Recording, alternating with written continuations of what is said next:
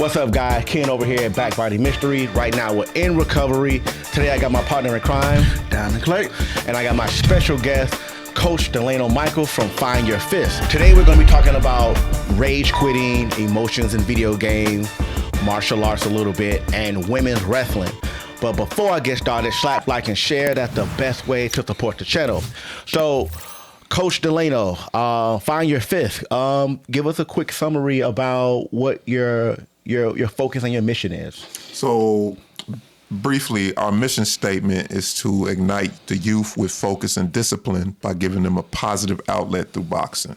So that's kind of what we do. That's kind of the gist of what we do. And we try and keep kids off the streets, get them some discipline so that they're not running around and bullying each other.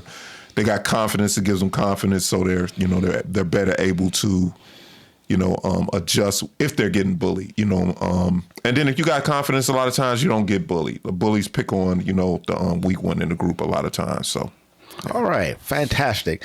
So with my first question about our topic. So I hate to kick it off with this, but I felt like it was an important topic to start with. Mm-hmm. There was a father that was playing video games or playing a video game, and he got upset at losing and he rage quit. And in his rage quit, he instantly, I guess, reacted and punched his infant. The infant didn't make it, and that's unfortunate. But do video games help children or adults regulate their emotions, or does it serve as a way to suppress or avoid difficult feelings? How do you think gaming impact emotional development? Should parents observe more when there's too much playing of video games or excessive playing of video game at an early age? Yeah, it's definitely problematic at an early age. I will say that. We all grew up playing video games, but when we had the amount of violent video games that they have now, it might be a problem if your parents aren't constantly talking to you, So now if you have parents that are active and talking to you and pointing you in the right direction, it don't matter, because our games were violent, right?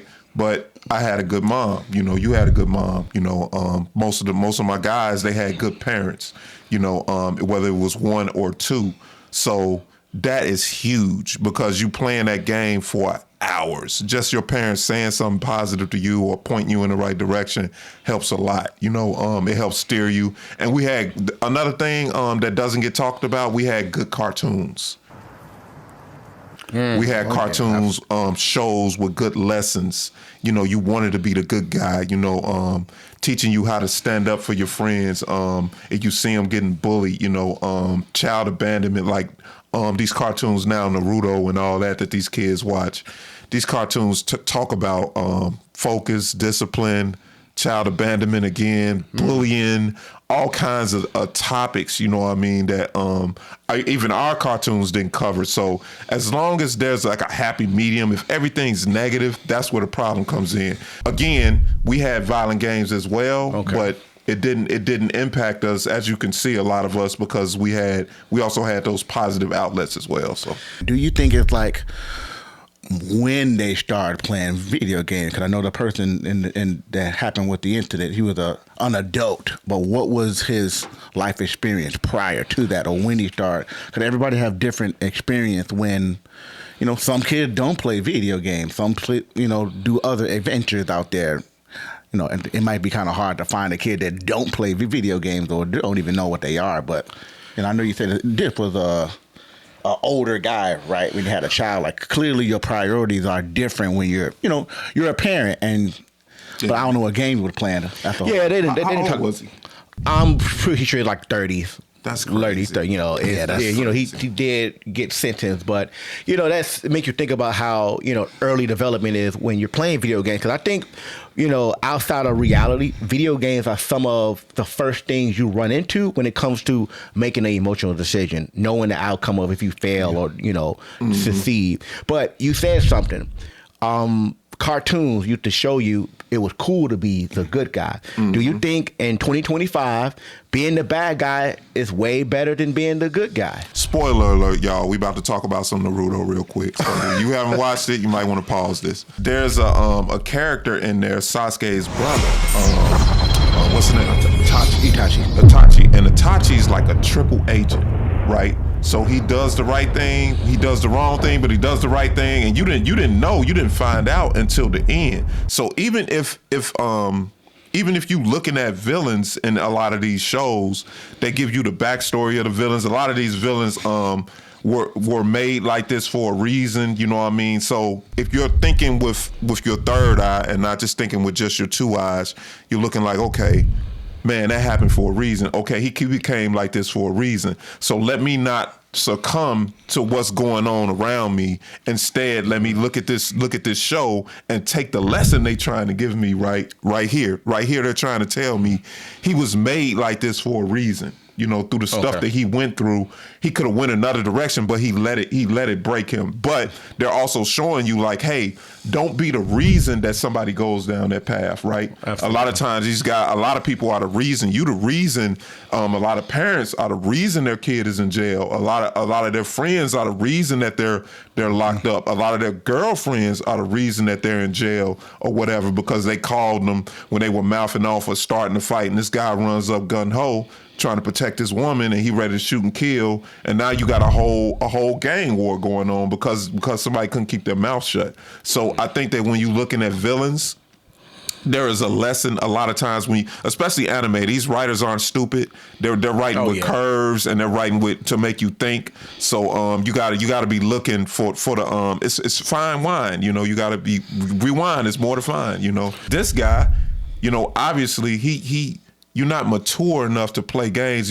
First of all, you're constantly rage quitting. You need to stop playing games, because that is a catalyst for your anger and your rage, and it's not going to stay on the game. Most people that rage quit, they break. We know it. They break their controller. They throw stuff. They scream and holler at people that they're in the background. Like, I'm flowing straight from the survival scroll. Man, shut up, I don't give a so it comes outside of the game. So if that's you, then you need to step away from the game a little bit, you know, and talk to somebody. You know, the game should not be bothering you to the point where you're going crazy like that and you punch your kid. Punching your kid is insane. Level of disappointment in yourself, it's just spewing out. Often video games are dismissed as just button mashing, pressing button, but while martial arts, because you know you teach boxing, but while martial arts seem to be a deeper intellect, but aren't both training similar when it comes to mental discipline, like pattern recognizing patterns, risk assessment, emotional control, hand-eye coordination, right? Could a pro gamer handle pressure better than a black belt in a competition scenario or championship in their own respective domain? Who handles pressure better? No, it's not the same, but it's definitely comparable. You know, in your respective domain, yes, it is good discipline. Now, the thing about discipline is that you need to translate it to everything. So if you got discipline here, that means you can have discipline in other areas. You use it for your benefit. You got focus here, you need to translate it in other areas. You got concentration here, you need to translate it into other areas. Yeah, I got I guess a follow up to that, because I know that in competition, because I didn't do competition, but doing jiu-jitsu, and I see some of the athletes or the people that are competing, you know, lose their cool when they lose the match. I know we've seen a couple of videos online when somebody gets submitted in a match, or they lose the match, and then, you know, the referee raised both your hand, but then a person sucker punches the guy afterward. I think that's a lot of that, Diamond, is it's like it's this culture. It's this culture today when everybody thinks it's cool. If you look at how our girls react, if somebody says something to them, they turn up their face. They ready to pour water on each other. They ready to fight because that's what the TV is showing them. Yeah. They showing them it's cool. You look at all these reality shows. What is it? It's them fighting. They can't work through their problems or talk. I don't like what you said to me. Well, my bad. You never hear anybody say that. He ain't lying. Yeah, they be ready to fight. Oh, yeah. Like, my bad, I didn't mean to say that, but men, we assess danger, and there's always a certain threat when you talking to another male.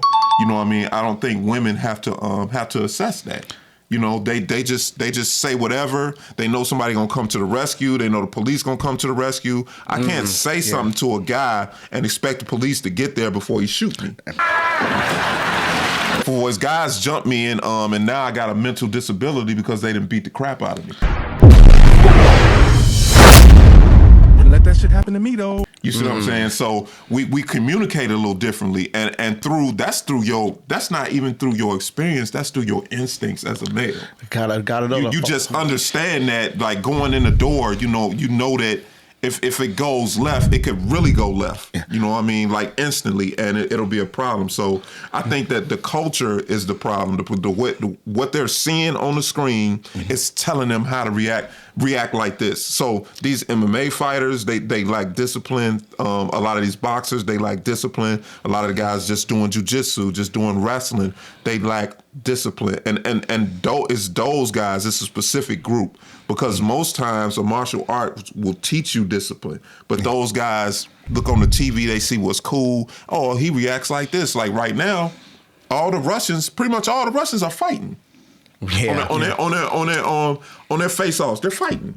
You know, they just wind up going. They literally hit each other. Couches get flipped over. Like this whole set will be tore up. The table will get flipped. Like it's like that. They just fight. Do you think it's a line to where, I guess, a little bit too far? Because you know you got kids out here that imitate like what goes on in Grand Theft Auto, like.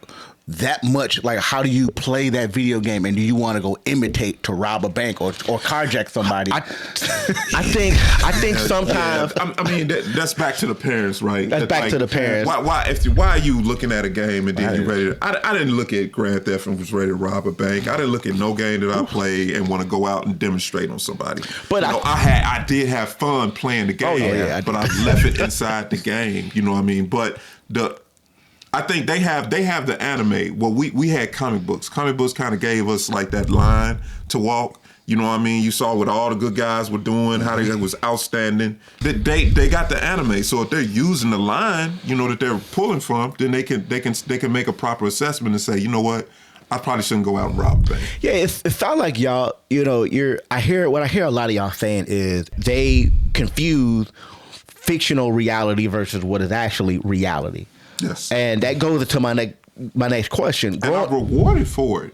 They're rewarded for it. Their YouTube plays blows up. They go viral from absolutely. That's why these guys do stuff on camera. It's a lot of times I have to tell the parents, they're just dumb. They record their crimes. I'm like, it's not that. They want to go viral. They want more to go viral than be free. Your thoughts ain't my thoughts. They don't care about their freedom. They like, okay, lock me up, but I went viral. Yeah. Because even when you go on TikTok, right, there's a lot of children that are getting views, getting liked, doing stupid stuff on TikTok. And it takes a long time for TikTok to take them down, because I can think of so many scenarios where people just doing stupid stuff and they're getting likes and views. Again, that goes back to my question. Why is it cool to be the bad guy? Why is it cool to be ignorant? Because that's what is applauded. Like the goofy kid in school that's acting out, everybody laughs at him. You know, he is funny. He disrupting the entire class and everybody laughing. And that's literally what's going on online. The goofy kid is acting out and everybody laughing. Now the whole world can see it. Oh, that's funny. I wouldn't do that, but let me like it. They laugh in the comments. You know, they saying stuff. You know, two girls arguing and one shows up at her house and kicks the girl's door down and drags her outside. The comments was crazy. You know what I mean? Like they just applaud this nonsense, and that's probably a big part of it. Yeah. Also, I think it's a little bit of the way social media have evolved and upgraded and where it is now. Because, like when we was growing up, I mean, when YouTube and Vine and a couple of other early streamings, like you can become famous. You can become famous off of one video and make a whole bunch of money. And I'm here. What's happening? So it sounds like that's what it is. I want to be famous. I mean, I'm pretty sure we can all say a couple of videos that went viral. They got on the news, hide your kid, hide your wife, or two girl, whatever. You know, they made a lot of money, and people trying to catch that wave. Like, I'm leaving here with something. Yeah. I mean, anybody would want to catch that wave. It could be just either one of you guys getting into an altercation on the red line or downtown, and it's just funny. Like you said, a whole bunch of videos. You see how he's talking. You see how, Go ahead. I'm sorry, but you said, it's just it could be a whole bunch of videos, a whole bunch of comments. And now everybody's like, who's this guy? He Millie whopped him on the red line. Yeah, he suplexed him. He actually did a wrestling move on a red line, and now it's a whole bunch of video. Now they coming to find your social media. Your video got 1 million views. You just made a whole bunch of money. Now it clicked in your head. I'm sorry. man, my next video, how many views I'm gonna get, how much I'm gonna get paid, and you get caught on that high and that wave. Yeah. But society, or social media world, kind of put that pressure on you, and it kind of applies in video games as well, because some people are making a bunch of stuff on video game streaming and all the other stuff. Even with streaming, if it can just be a random person streaming video game, playing Call of Duty or something, but then he gets into an altercation with his buddies in the background, and they be like, they got into a fight on stream. It's popular to show negativity. Growing up, right, during the online boom, when online was first taking off, many kids felt free to trash talk in extreme ways. Do you think that type of confidence come naturally, or do you believe it's safe for them to be behind the screen? As kids are using video games as an outlet to fully express themselves where they can't fully express themselves in real life, is that a good way to build confidence? Today, right? Yeah, you wanna do it. Today, you can say a lot of things on Facebook and you won't get put in Facebook jail. You can say a lot of things on TikTok and they won't ban you, but they'll ban other stuff to make a political statement, but not racial slurs. So where do we draw the line when it's like, you know what? We need to have more accountability when it comes to people using racial slurs or saying anything that's derogatory on video games. Because now, on the old podcast, I think it was Jarrell was telling me that you can file complaints against a player for how they talk, but some people would say that's blocking their freedom of speech. Let's go there. Let's go. Let me say something. Take your time. A lot of people are not gonna like this, but I'm gonna say it because it needs to be said. Everybody does not need a voice. You don't deserve a voice. You don't deserve to stand on the same podium as the principal when they're addressing the in school. You don't deserve to stand on the same podium as Bruce Lee when he talking about martial arts. Yes, you don't sir. deserve to stand on the same podium as a doctor when they're giving out medical advice on social media. You don't deserve to stand on the same podium as some of these gamers when they talking about games. You do. Everybody does not deserve a voice. Some of these people are talking and they don't know what they're talking about. They're leading people astray, right? And then other people are following them because they have a big following. But how articulate are they, right? What kind of individual? Let's speak to the character of the person. When does that come and play a part? Because that's the problem, right? You following somebody who has low character. So they're gonna lead you astray. They don't have your best interests at heart. Guess what? Because they don't care about what happens to you. You know what I'm saying? The people who need a voice are people that care about what happens to you, are people that care about their profession. Whatever they're talking about, they actually care about it. They're not doing it for likes and views. They're doing it because they're passionate about it. Yeah. Because this is something that they actually like. Those are the people that deserve a voice. You ain't down with that? Shut your goddamn ass up. I'm not gonna create a page, right, for likes and views and then talk about a subject matter that I have no experience on. But a person would say, if I can't speak on it, but then someone else speak on it and they getting the likes and views because it's controversy, wouldn't they say that's relevant? Because society tends to make stuff that's popular to talk about as a negative way and make it relevant because it's getting the likes and views. So It's relevant, but is it intelligent? Y'all finished or y'all done? I ain't got no more talking. ooh, no, it's not. That's the problem. Yes, it's relevant. It's relevant because people watching it. You know what I mean? You could take a shit on the toilet and people will watch it. And is it relevant? the videos of people just eating. I'm sorry, y'all get mad if y'all want to. I don't like watching nobody's mouth with food in it. I don't like hearing the crunching. I don't like your teeth smacking the fork. Picture this. You're scrolling down the street. You happen to stumble upon a martial arts dojo. You walk in, and to your absolute shock, the sensei is the sensei is a legendary figure. Tell me, are you hyped and ready to train? Or are you thinking, hell no, I'm out? And why? I'm gonna name a few historical figures and just tell me, are you like, I'm ready to train or I'm out? So you walk into a dojo, you see Customato. This is Mike Tyson's trainer. I'm ready to train. You ready to train? I'm ready to train. I'm ready to train. You ready to train? I'm ready to train. You walk in a dojo, you see Kimbo Slice. I'll pass. He's the martial art. I'm passing. I'm passing. So I'm sorry. y'all know me. My deodorant is black. My lotion is black on. The stuff I put in my beard is black on. Listen, man. I need some credentials. Hold on, but why though? Because he's a street fighter. He did beat some UFC guys, but none of them were like the guy. You know what I mean? So that was your litmus test. For me, I'm always watching who you beat. What you talking about? Who a guy beats lets you know that you know everything you need to know about him. Okay. He ain't lying. All right. So Kimbo Slice, you I'm out. That's what. Yeah, I'm out. I'm in. Me, Customato, I'm in. Kimbo Slice, I'm definitely out. All right. You walk into a dojo. Jason Statham, are you ready to train or you out? Okay, Jason. So he's an actor. Yeah, right? Yeah. So I was about to say the same thing. Yeah. it's like your eye test is telling you he knows what he's doing. Yeah. So would I go for him for some lessons on certain things? Yes. Would I train directly under him? No. Diamond, you in or you out? You out? Because I put him under the same category. What's the? Oh man, I'm forgetting the guy name. He's used to. He kind of heavy set now. What's his name? Long. You talking about? Oh man, what is his name? Steven Seagal. I do not consider. How y'all gonna do Steven Seagal like that? Movie martial arts in real life. Oh, shout out to Steven Seagal. Hey man, I'm gonna tell the camera something, man. I'm gonna tell y'all something, man. Listen. Steven Seagal get busy. He get busy for what he get busy for, right?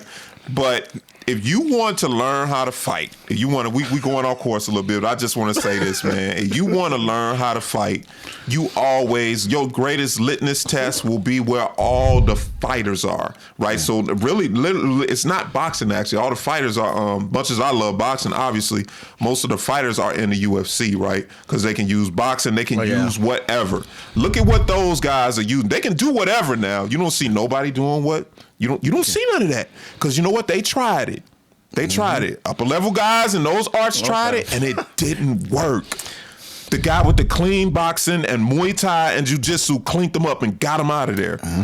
Go back to looking at Pride, like, dude. Pride was a different beast in itself. but They- that's- but do you think that's more- 10-minute first rounds? Pride was Pride was a ridiculous. beast. Do you think that applied more? Look to up Pride, like, y'all. Pull up some Pride videos. If you like MMA, pull up some Pride. First round was 10 minutes. That's nuts.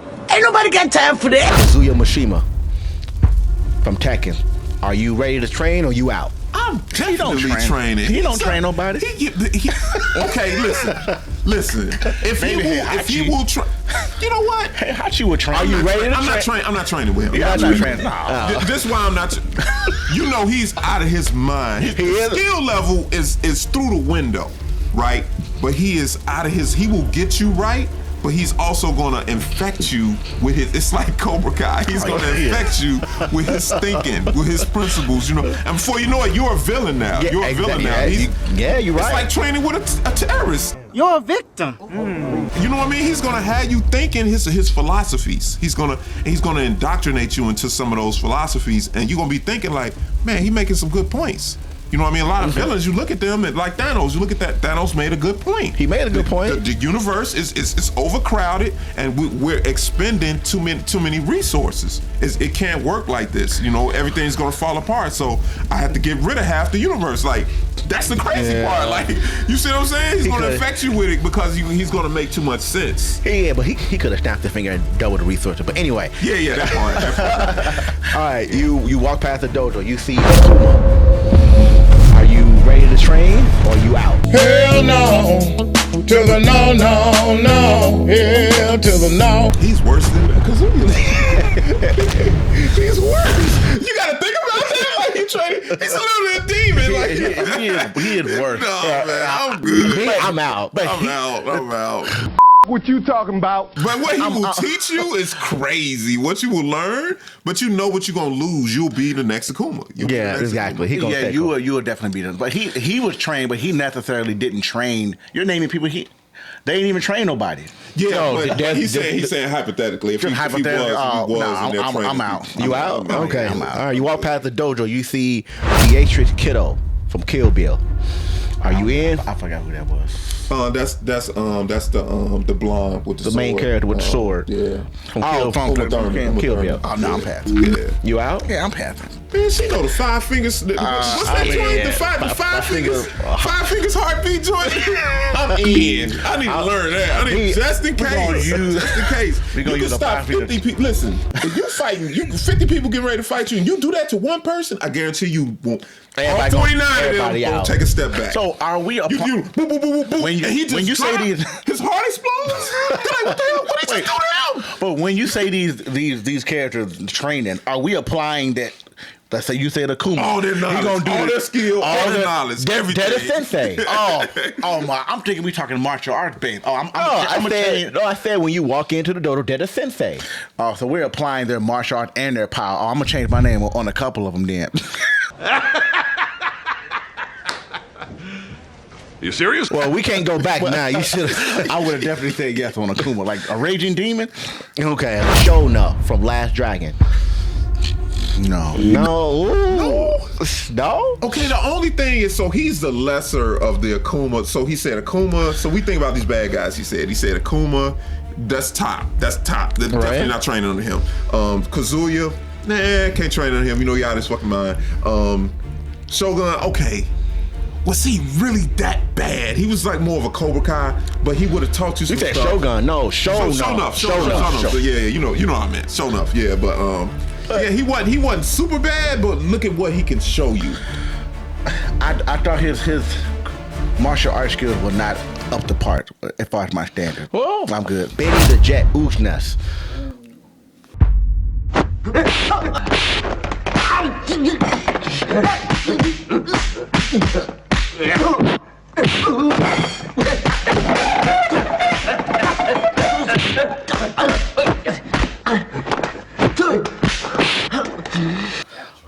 Oh yeah. I'm definitely running up and definitely. I'm getting trained by this person. Yep.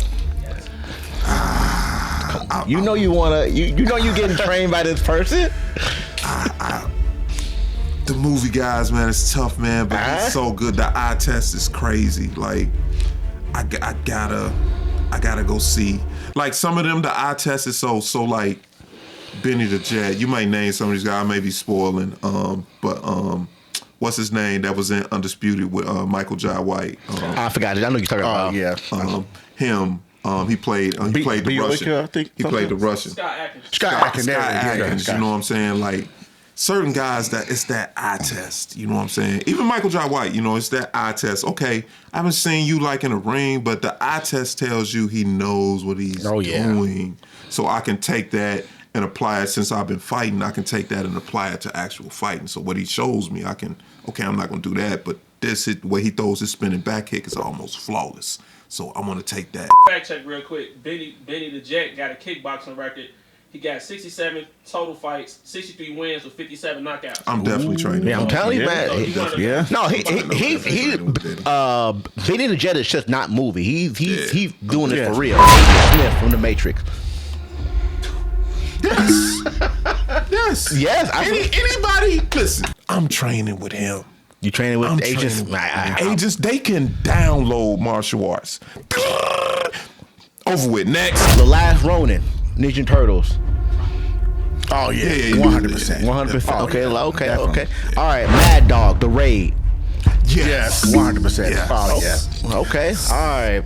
Yes, he was a savage. He was a monster. He was a savage. Spoiler alert, y'all. Y'all gotta watch that first one. The fact check I got for him is that he's recognized as one of the top in the world, top Salat practitioners in the world. Yeah, you can tell. He's an animal. Saiyan Saga Vegeta. I'm trained. Listen. Yes. Dragon Ball, The Matrix. Listen, they got the hype about a time chamber. Oh man, they like the epitome. It's certain characters I might not train with, but you say even the villains in Dragon Ball. Black Dynamite. You training or you out? Dynamite. Michael Jai White. I'm coming to holler. All right. Polo Young. Are you training or you out? Nope. Because I know for a fact he was a on-screen martial artist. On-screen martial, okay. On-screen martial artist. So that's the only reason. But the eye test tells you he kind of know what he's doing, but he was a bodybuilder that knew how to make it look good on screen. A battle royale. Mm-hmm. Teams of 2, 4 teams in the chamber room. Mm-hmm. Who's walking out based on martial arts skills only? Leonardo, Raphael. Hold up, wait. I'm gonna write them down while he's saying y'all, because I want to get this. It's gonna be a good one. Leo, Raphael, Leonardo, Raphael from the Ninja Turtles. Mm-hmm. That's the first team. Second team, Ken and Ryu. Mm-hmm. Okay. The third team, Scorpion, Sub-Zero. The fourth and final team, the Red Ranger and the Green Ranger. Battle Royale. They fight each other inside a chamber. Who are the two walking out? Red and the Green Ranger? Red and the Green Ranger. The Red and the Green Ranger are gonna walk out. Red and Green Ranger. Red and Green Ranger. But now let's give them some context. Here's why they're walking out, right? So first of all, team synergy is everything in a team combat situation. Mm-hmm. So it's going to come down to, so it's like you take Jordan and Pippen and then you put them against LeBron and Jamal Crawford. Okay. Jordan and Pippen are gonna win because Jordan and Pippen know each other. They can look at each other. I'm cutting back door. Right. Because they played with each other for years. So synergy is gonna be everything. So Red Ranger and Green Ranger have good synergy. Leo and Ralph have good synergy. Ken and Ryo have good synergy. Scorpion and Sub-Zero probably had the least amount of synergy because they were trying to kill each other. Right. You know what I mean? Ken and Ryu probably had the least amount of synergy between everybody because they were kind of rivals. Now it comes down, synergy, we just talking synergy, it come down to Leo and Ralph and the Red and the Green. They are teams, they're official teams, they always working together, they know each other. Now who's more powerful, who got more skill, blah, blah, blah. I give it to the Red and the Green. Damn. He ain't lying. Yeah, Red and the Green Ranger. That's what I think, because it's like, who will know, hey, you finna do this, and I know you finna do that. Yeah. And even when you talk about their powers and their weapons, they martial arts skills. The Street Fighter guys about to be mad. They're like, y'all done been kidding right here. They would have ran through.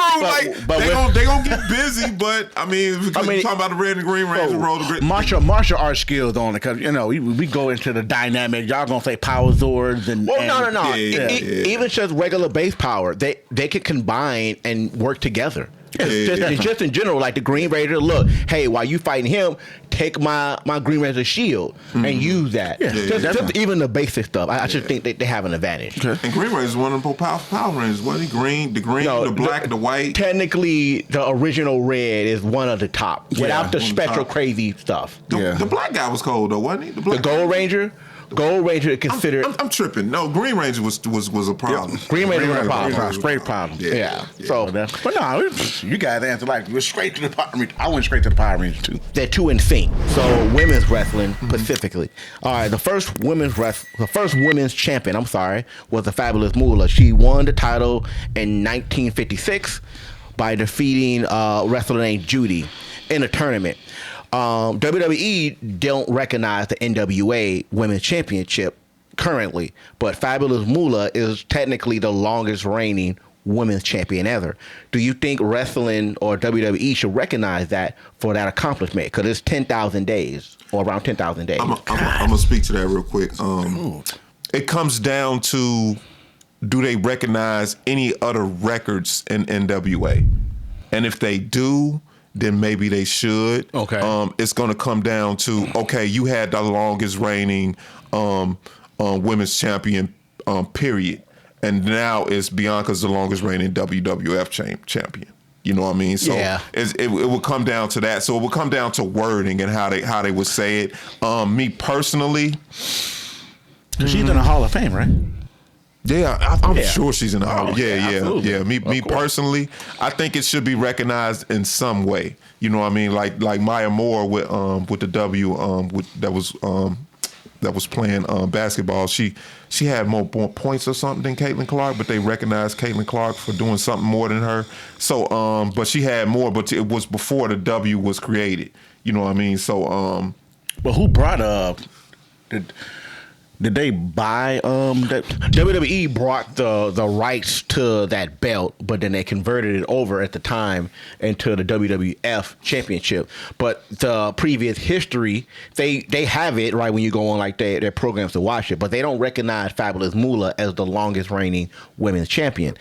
So the question is, should it be recognized, even though it's NWA? So Bianca currently have the highest number now? Yeah, 420 or 19 days. Compared to her, you say 10,000? 10,000. But then Bianca also has the shortest reign of being champion, which is 1 minute and 30-something seconds. It definitely need to be recognized, yes. Yeah. You think it needs to be recognized?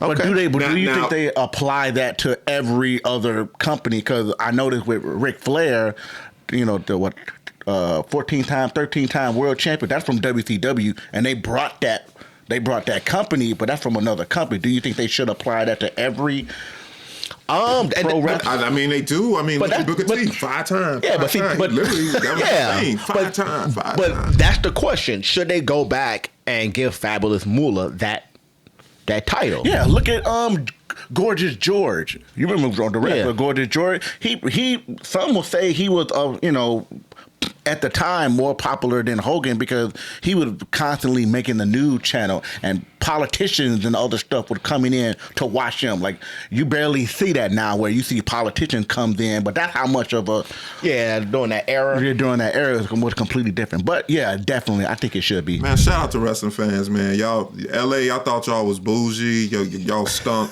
as a crowd, and then y'all booed Hulk Hogan. Man, salute. Oh yeah, boo and Hulk, boo. Y'all booed him so heavy, man. It was a heavy. It's one of them 1800s boos where you booing the theater, they booing the theater.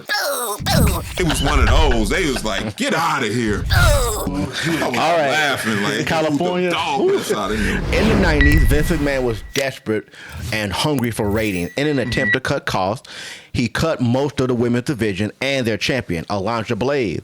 Then she went over to WCW and did the famous drop the championship belt in the trash can. That led to the first female wrestler to become popular and over-sexualized. And her name was Sunny. Then you came Tori Reynolds, Stacy Keibler, and then Sable. Looking at the women's revolution, do you think it's really truly about equality, or is it just a marketing gimmick, especially when you see some women's wrestlers emphasize their sex appeal? Does that still overshadow their talent for today? Because women today still have high sex appeal. Do you think they're taking a step back, or do you think that we really have evolved in women's wrestling? They've moved forward. They've learned how to control it. They've come to a point where, okay, it's a sex appeal, but we're going to own it, right? Okay. And we're gonna put our skill behind it. Now y'all can't say, oh, they just pretty. Now look at Charlotte Flair. I'm pretty, but I can do like a triple somersault off the top rope outside the ring and land outside the ring and then land on my feet and don't injure myself. You know what I mean? Like, so now they have the skill behind it because the skill level is so high. Some of the stuff that they do, like EO with the trash can, and that's why I love War Games, man. War Games brings it out, man. Like the trash can on her head and then just jumping blindly into the crowd, just hoping that they catch her. You know what I mean? Like that's craziness. That's craziness. But I got a question. Do you think some of the women's wrestlers today would have strived back then? How would you think it would have been if Bianca was back in that time with Stable? It's funny. I actually did a lot of research before Vince came and cut a lot of that stuff. The women wrestling in the 80s was way more athletic than the women's wrestling in the 90s. It's just that they didn't want to push that. And that kind of goes into, one of my next questions. But I think the athleticism always been there. It's just the promotion dumbing it down to boost ratings, to do all the bra and panty bullshit and all that stuff. They wanted ratings. But was Stable a good wrestler? Stable was not a wrestler. Yeah, the skill level went up a little bit. We got to get the girls now they credit. The skill level definitely went up a little bit, and that's what's got guys like watch women's wrestling now. You know, and that's why, because certain matches, it's gonna go down. They talk about her. But Nia Jax sells. Oh, yeah. They can't lift her. Let's get to it. Let's get to it. Cause y'all talk about Nia. Y'all talk about her like a dog, right? Cause she hurt y'all champion Becky Lynch. You know, punched in the nose. Everybody love Becky, like, right? I love Becky, but I know what it was. Probably an accident. You know, she probably injured a couple more wrestlers, like they said. Yeah. So y'all talk about her like a dog. What y'all don't talk about is that nobody can jump over her back and flip powerbomb her off the third rope. And I'm here. What's happening? Nobody can do the stuff. She is jumping and creating. She's selling it. And we don't give wrestlers just in general enough credit when they're selling, right? So we got a lot of girls, they'll sell, you know what I mean? And Nia Jax has to oversell because she's a lot heavier, so she got to make sure that they can get this move off. Then she got to protect herself, right? So she got to make sure she land right. Absolutely. You know what I'm saying? Because she know they can't control her once she get in the air. A few places you was at, I could have pulled up, but I don't think that was gangster. You can't control her. You can go on your finger. Jade, Bianca. Yeah. Who else? You got Rhea. That's it. Yeah. That's it. Rhea. That's it. Shout out Rhea. Jade, Bianca, Rhea. That's it. That's it. And Rhea tries to do the what does she call it? The riptide. She tries to riptide her, and she can't get her up all the way. But she makes sure she don't hurt Nia, though. And Nia rolls with it and makes sure she lands on her back instead of her head. Currently, women's wrestling is successful. If the writers put as much energy into women's storyline as much as the men, could women take over? Are we in the era of wrestling where women's wrestling become the majority? Or do you think they will never push it, that women will never overshadow the man as far as storyline? Could we see a WrestleMania 40, but majority women? We are seeing a little bit of it because before, during some of the larger pay-per-views, you didn't typically see the women's matches toward the end. And I think a couple of WrestleManias or SummerSlam, we see some of the women's championship match, probably the third last match or maybe the second last match. I believe we had a match with Becky Lynch and what's the girl that went over to AEW?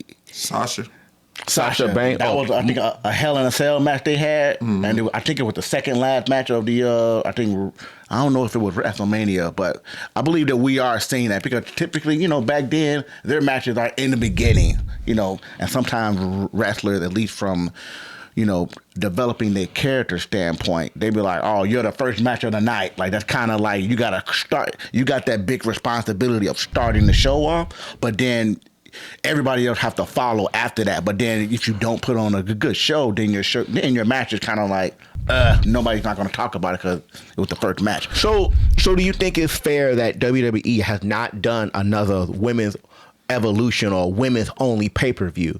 We only seen one. We haven't seen another one after that. Is it time for them to give a women's only Let's bounce pay-per-view? back to that though. I ain't answered the first. Oh, go ahead. Yeah. So that's a good piggyback. But the problem is when you have to look at the consumer. You always have to look at the consumer, right? So if you're looking at the consumer is majority male. The reason that reality TV is the way it is, because who's the consumer? The majority consumer is women. So they're going to dictate the direction that it goes. You will never see women wrestling overtake male wrestling because the majority consumer is males. He ain't lying. Now, the minute that the majority consumer is female, that will happen.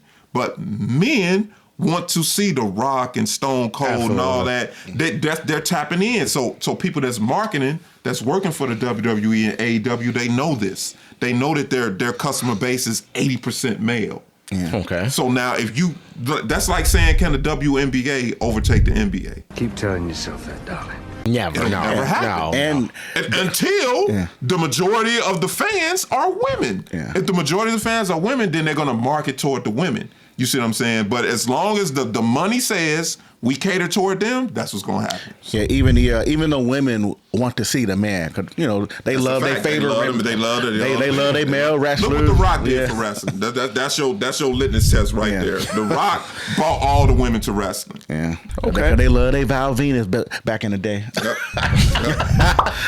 Do we need more women's only pay-per-views? I say yes. I think it gives a heavy shadow to only having the eyes on them for a pay-per-view, because they did the women. I think it was the Women's Evolution, but they haven't. I could be But wrong. what was the? I think, of course, I don't think it was under TKO then when that happened. So I think it's more of the production side, how much talent you have. I know you have NXT. I know the Undertaker doing the coaching thing. I forgot what the show called. I think it's more of Legends and Michaels, Booker T. Yeah, and I think it's more of is there enough talent for it? You know, I was going to say that. Is there enough talent? There absolutely is enough talent for a women's only pay-per-view. The talent has to match. So have to if you produce. Right. If you look at Stone Cold, he was the most technically sound wrestler, right? You had guys that were more technically sound than him. All the guys that came up under Kurt Angle, you know, they were better than him technically. But what Stone Cold had is the eyes. So you got Bianca, you got Jade, you got Rhea. Right now you got Tiffany Stratton. You know, you want to go villain that people want to see get beat. You got Nia. You ain't got no other villain like Nia. So therein lies your problem. That's your problem now. Charlotte, I don't know what she is. Yeah. I don't know what she's. Some people are like the Undertaker. So the Undertaker can be bad, and people are still gonna love him. Yeah, they're still gonna love him. So like Charlotte's one of them people. So the problem becomes, can I put a pay-per-view together that every match people are gonna lock in for it, and it's only women? And right now, I hate to say it because I love women wrestling. Y'all know that. We talk off camera, but. I hate to say it, but right now we don't have enough momentum for it. We don't have enough momentum for it. There's not enough names that got that pull. Once they, like the way when Rhea comes out and they go crazy, how many female wrestlers get that? But if you go to the male side, you know, they had Triple H, they had Kurt Angle, they had The Rock, they had Stone Cold, you know what I mean? They had The Undertaker. They had too much. They had so many guys that could pull the crowd in, good or bad. They need more of that. It's not the technical ability, it's just they don't have the eyes, the appeal. I kind of do. They got the appeal. I won't say that. They got the appeal. It's just not the. They don't have the draw. I kind of do think that it is up to the wrestler themselves to build that up as well. Because I always look back at Rhea Ripley. Rhea Ripley did not get as popular as she was for her in-ring storytelling. She got popular because of her social media interaction with the fan. Everybody calling her mommy, and she responded back to comments like, oh, you know, I get into the little dominatrix side, and they'll be like, I want you to choke me. Then she'll like the comment. Hey, yo, what the f***? And you know how people be like, oh my God, she said she gonna try, and you know. What y'all doing, son? Like she got popular like that because you look back, completely different character. Like it was, she didn't wear the black. Now it's the dominatrix and all the other stuff, or the guy. She's leaning into it. Yeah, she's carrying it. She's probably one of the better female wrestlers that they've had on the mic, and that can pull from the crowd. She knows what to say and to get them going. You know, I just watch her on the mic. When my name come up, respect it. And they got one with her. When the Bella twins and what's CM Punk's wife's name? AJ Lee. Man, when the Buns and AJ Lee would go on there, them segments, but they would go out at them hard, and they made you believe it. Like even outside, like I missed that. Like when you go to social media and you see wrestlers and stuff going back and forth on social media, like it'd be great. They still do it. But they introduced the Women's Intercontinental Championship and the Women's U.S. Championship. My question is, are these too late? Or is it better late than never? Definitely better late than never. Better late than never. The people coming up, you know, a lot of these wrestlers got their start because they looked at other wrestlers. You know, these girls are the same way. You know, a lot of these WNBA players are the same way. They looked at other women, you know, performing at a high level. It's inspirational. It gives you something to shoot for. Now it's not just one championship, it's 3 championships. It should have been that, you know, but they didn't have the momentum. So I get it. I get the marketing, and they know what they're doing. You know, absolutely. I give them credit for doing it now because they know that it's at a height, you know what I mean, that it has not been at ever, you know what I mean? So they're rolling with it. They're rolling with it. And they got some good storylines. What they're doing with Naomi and Jade and Bianca. You right, so but remember that story can go a multitude of directions. So, but remember, a couple years ago, the women's tag team title was hitting so many roadblocks. Mm-hmm. So hopefully we don't see that as a repeat for these two titles. So hopefully they keep the writers on it. Yeah, that's a problem too. They have to get some legitimate tag teams. Like you can't. Like when people ask me who's the greatest tag team of all time, I never say like the Undertaker and Kane or Hulk Hogan and the Ultimate. They're not true tag teams, so you can't give it to two powerhouses. Of course, if the stats and the writers were out of the picture, nobody should beat them. You know what I mean? Nobody should beat them. They should never lose. You know what I mean? But come on, man. Like they're better than the Dudley Boys. You know, they're better than the Hardys. They're better than like Edge and Christian. They're better than like Shawn Michaels and DX? No. Shawn Michaels and Shawn Michaels, the first tag team he was with. You talking about? I don't remember the name. Yes, I forgot the names. I forgot their names. Man, y'all fact check that. But like all these great tag teams. You know what I'm saying? Like they're not better than them, man. Stop. But do you think it's more of a like when, man, them table ladders and chairs matches? Like I know it was sometimes I would watch them pay per views and I'd be like, let them cook. Oh my God! Leave it! Just leave it! I will look and be like, man, ain't nobody even talk about the main match. Man, you see Edge and Christian? You see the Dudley Boys? You see that table match? Like that's what I like. Them tag team matches be amazing. Like even some of the hardcore matches. Like I'm gonna always bring up, even though it's not a tag team match, that Rock and Mick Foley match with the empty arena. Like that wasn't even the main match. It was just one off. But I was like, man, that was amazing. All them chairs. But just going back to the tag team, it just like some of those matches I get talked about way more than the main match. Like it just. That's what some of those big teams. But can the women pull that off with the tag team? I need true tag teams. They don't have any true tag teams. They don't have no true tag teams. That's the problem. They need two girls coming out, same outfit, they're a tag team. I think that's a very good point. They need legit tag, not just two people that can wrestle good, because their chemistry got to work too. They got to make sense. And that's crazy you say that, because if you look at wrestling, the tag team is a lot of times is how you build the singles competition guy. Right. Because you look at the tag team and you say, well, he might be able to actually go into singles. Like he's so good. British Bulldog's a good example. Like a good example, but I do think it does go back to the Steiners. Steiners is a good example. Like I think it does go back to the productions and the writers, because I look at some of the other wrestling like New Japan and overseas, like their tag team with the women are amazing. Yeah. They doing somersault 360 flips and some of their hardcore matches or whatever are amazing. A lot of people don't see that. We just we hold WWE as the top one. Like if you're not in WWE, but some of these indie scenes like it's like their tag team. If I'm writing, to your point, if I'm writing, then maybe what I do, and you tell me you agree with it, maybe what I do is the women who aren't as popping no more, or they're losing momentum, or you feel like you want to phase them out, I go to them and say, hey, do you want to become a tag team partner with such and such, and y'all wind up getting the tag team belts because we trying to make true tag teams here. We already got our singles competition lineup, set. You know what I mean? Now we're looking for some tag team stuff, and we was thinking if you want to join in. Are they tag team belts still there? Yeah, they still there. Oh, it is. Oh, okay. Yeah. So I mean, you I don't know what you think. Raw and SmackDown, like both, or just all is one. No, it's just one. It's just one. It's just one. Oh, just one. It's not.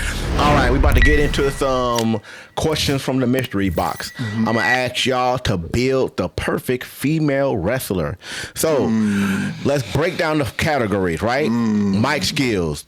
We got ring gear or character style. We got physique, in-ring ability, and most importantly, catchphrase. So how this work is, you just name some wrestlers that will use these categories. What character or what wrestler you're gonna build with the mic skills? Okay, we're going one by one, so I gotta write it down. You go first, D. Mic skills. I know what I'm going with. Mic skills, I'm going with Jada Parker. That's what I'm going with. Jada Parker on NXT. That's what I'm going with. I think she's still too new. I need a little bit more in the portfolio. Her acting is incredible. Yeah. I feel like when she talking. No. Really We're not doing a segment. Yeah, I know. I'm Okay. just thinking of on the mic skills. I'm probably gonna have to pick, because there's already a portfolio, probably Charlotte Flair. Charlotte Flair, Mike Skills. Okay. Yeah. My skills, I'm going. Jada and Charlotte is good, bro. Those are good. I would have probably said Charlotte, but since she said it, I'm gonna go. Mike skills. They like top to me. Like you gonna get above them. Yeah, Maybe Becky. Becky Lynch. Okay. that was my second pick. Yeah, Wait, but which Becky? Becky is The man. the man. The man. Becky. Okay. Becky was. All right. Okay. she was hilarious. All right. Ring gear. Bianca. Bianca. Ring gear. EO or Bianca. Take your pick. They ring gear be crazy. Yeah, I'm probably gonna play Bianca. Well, I mean, yeah, I can pick the thing. Me? I'm gonna say Oscar. Yeah, Oscar. That's all. EO. Yeah. Oscar. Oscar. They the same. Yeah. All right. Ring physique. Ring physique. I'm going B again. You going Bianca again? Okay. I know Jade is cold. You know, Rhea got a nice, but I'm going B, man. You going B? I'm going with B. Yeah, I'm probably gonna go with Bianca. I don't want to be obvious, be like Jade. Yeah. Everybody know Jade. but Physique that's is crazy. Me, I'm gonna say Lita. In ring agility. Soruka. That's what I'm going. yeah. The new girls. Yeah. She tearing y'all ass up. Yeah. The stuff she do is crazy. Yeah. The stuff she do is crazy. I'm going with Soul. Yeah. In ring agility, I'm gonna go Io Sky. EO's obvious. I'm Yeah. saying EO B do the flips and shit. Like she get busy. So Catchphrase. Catchphrase. Yes. Catchphrase. Rhea Ripley. Mommy's on top is crazy. Rhea Ripley. Mommy always ends up. That's crazy to say on live TV and then just keep saying it. And then nobody says nothing. Who else would have? Nobody complains. So we just roll with it, you know. I would say Rhea Ripley, but who else would have the man? But that's clearly from Ric Flair, but it's kind of like not original. But who else would you even? The EST chant went crazy. The EST chant, yeah, the EST went when it was. yeah. When it Okay. was popping, they don't do it much no more. But I'm gonna say Oscar when her first year. No one can beat Oscar. Y'all remember that? Yeah, I remember that. Oh yeah. I heard a lot of Bianca, and Bianca wins. Then she got it. I mean, But do you think it's because we're saying Bianca is because they're the top stars right now and they're getting that push with the wardrobe? Just keep it 100. Because She's I'm not. like, I'm just saying. and she because can wrestle. You see some of the, the more popular get the better ring attire versus somebody. I could say Lita. Lita ring attire wasn't that. I think that because we know that she does her own gear and how elaborate her gear is crazy. Like, Yeah, but it's the same thing with like Ric Flair. Like Ric Flair walking out gear. Even though some of his ring gear in the ring is pretty simple, but that walkout gear, yeah, he's strutting and. yeah. I hope y'all enjoyed the conversation.